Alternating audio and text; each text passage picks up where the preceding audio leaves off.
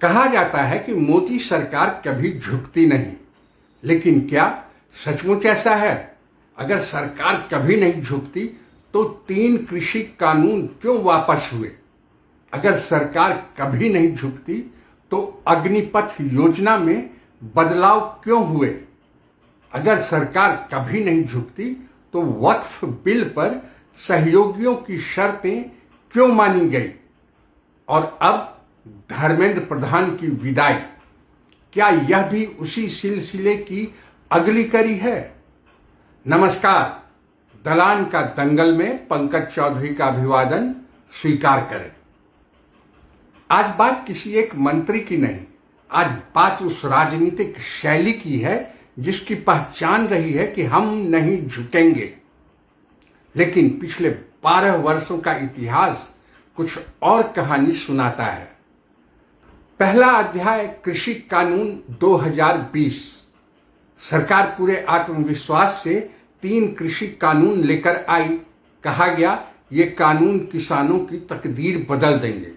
लेकिन पंजाब, हरियाणा और पश्चिमी उत्तर प्रदेश में आंदोलन शुरू हुआ। दिन, हफ्ते, महीने और फिर पूरा 1 साल सैकड़ों किसान दिल्ली की सीमाओं पर डटे रहे। आखिरकार 19 नवंबर 2021 प्रधानमंत्री नरेंद्र मोदी खुद टीवी पे आए और तीनों कानून वापस लेने का ऐलान कर दिया।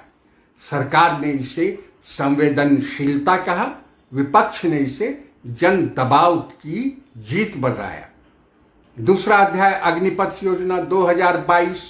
योजना आई, देश के कई राज्यों में हिंसक प्रदर्शन शुरू हो गए, भर्ती की शर्तों पे सवाल उठे। सरकार ने योजना वापस नहीं ली, लेकिन कई बदलाव किए।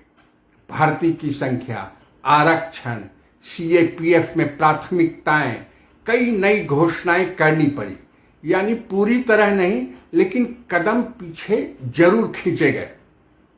तीसरा वक्फ संशोधन सरकार चाहती थी, लेकिन एनडीए की राजनीति बीजेपी की राजनीति से अलग निकली। सहयोगी दलों ने अपनी शर्तें रखी, कई संशोधन हुए। सरकार ने रास्ता बदला। यानी सिर्फ विपक्ष नहीं, सहयोगियों की राजनीति भी सरकार को बदलने पे मजबूर कर सकती है। अब चौथा अध्याय नीट, फिर आया पेपर लीक, छात्र आंदोलन, देश भर में प्रदर्शन, जंतर मंतर, संसद, सोशल मीडिया, सब जगह एक ही मांग, जवाबदेही। सरकार शुरू में मंत्री के साथ खड़ी रही, लेकिन आंदोलन बढ़ता गया और आखिर धर्मेंद्र प्रधान को इस्तीफा देना पड़ा। सबसे बड़ा सवाल, क्या यह सरकार की हार थी या राजनीतिक समझदारी? लोकतंत्र में सरकार का फैसला बदलना कमजोरी है या जनता की ताकत?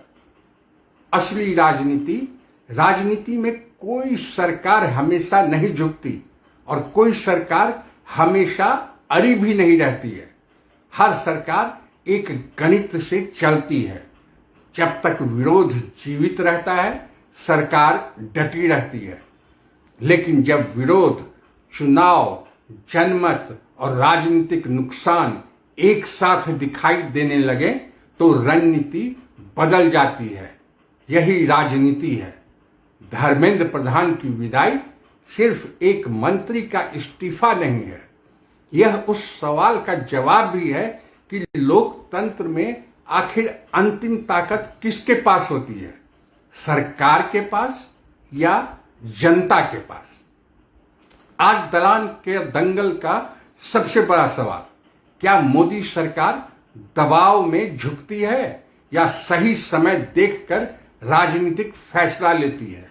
कमेंट में अपनी राय जरूर लिखिए।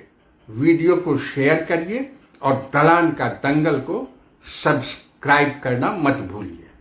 जय हिंद।